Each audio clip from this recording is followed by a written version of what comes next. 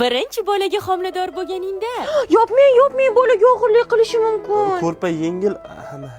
to'rtinchi bolaga homilador bo'lganingda, Bolang qorningga chiqib qolib nima qilmaydimi? Hech nima qilmaydi, aka-uka o'ynashyapti.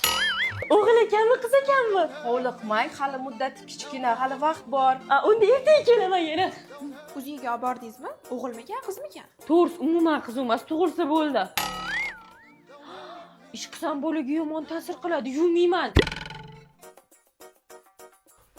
Zebo bolaga zarari bor. Hech narsa qilmaydi, ishchan bola bo'ladi bu ham. O'zi qiynalib nima qolsa? Kiyimim dog'in ketqiza olmayapman. Zebo bavi olib kelib qo'ydimi? Uyga yangi avlod texnologiyasi oldingidek endi kir sovunni 3-4 soatlab qaynatish shart emas. Qaynoq suvga 3-4 qoshiq solib ivitasan. Keyin oq sovunga yoki parashokka chay yuborsang bo'ldi. Kiyimlardan tashqari idish to'g'lan ham shunda yuvsang bo'ladi. Aytmaysizmi, shuni vaqtliroq bering. Umid aka, turing telefonni. Turing, Oyjon yetamiz. Kim telefonni? Oyjon, eshitding telefonni. Ana. Qo'shniga ayting.